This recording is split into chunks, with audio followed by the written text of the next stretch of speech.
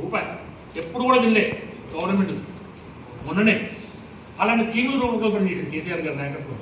స్వాతంత్ర భారతదేశంలో 75 సంవత్సరాలలో నేను ఒక విషయం చెప్తున్నా. 75 సంవత్సరాలలో నేను ఒక 50 బిడ్డ చెప్తున్నా, ఒక్క రూపాయి మాకు అవకాశం కల్పించలేదు. రాష్ట్రంలో ఉన్నంత వరకు కొన్నిసార్లు మామూలు మాట్లాడారు. టీఆర్ఎస్ వ్యతిరేకమా అనుకూలమా అట్లా వ్యతిరేకంగా అన్నట్టు కనిపించలేదు, అనుకూలంగా అన్నట్టు కనిపించలేదు. కనీసం లిస్టు ఏంటి కాకుండా స్వాతంత్ర భారతదేశంలో 75 సంవత్సరాలలో నేను ఒక విషయం చెప్తున్నా. 75 సంవత్సరాలలో నేను ఒక 50 బిడ్డ చెప్తున్నా, ఒక్క రూపాయి మాకు అవకాశం కల్పించలేదు. రాష్ట్రంలో ఉన్నంత వరకు కొన్నిసార్లు మామూలు మాట్లాడారు. టీఆర్ఎస్ వ్యతిరేకమా అనుకూలమా అట్లా వ్యతిరేకంగా అన్నట్టు కనిపించలేదు, అనుకూలంగా అన్నట్టు కనిపించలేదు. కనీసం లిస్టు ఏంటి కాకుండా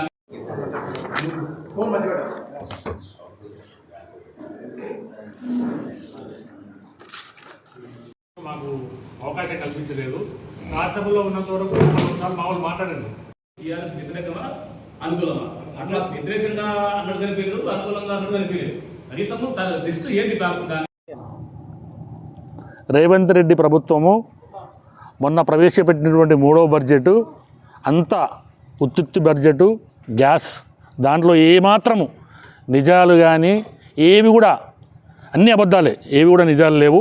ఇంతకుముందు బడ్జెట్ అంతే జరిగింది, ఇప్పుడు బడ్జెట్ కూడా అంతే జరిగింది. మరీ ముఖ్యంగా బీసీలకైతే తీవ్రమైనటువంటి అన్యాయం జరిగింది.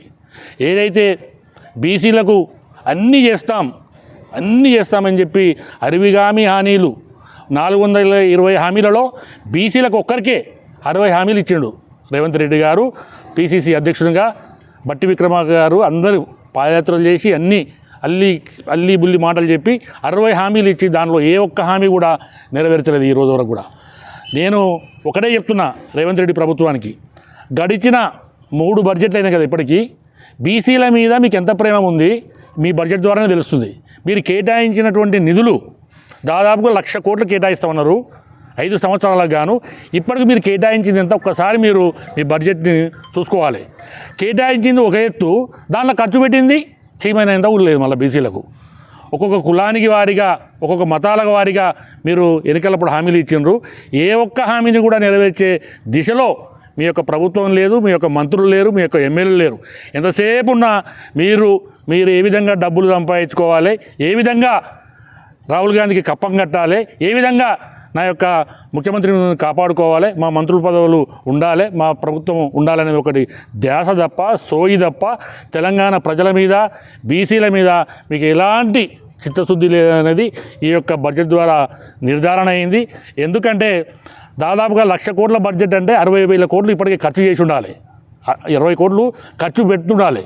కానీ మీరు పెట్టింది ఇప్పటికీ 15,000 కోట్లు కూడా కాదు.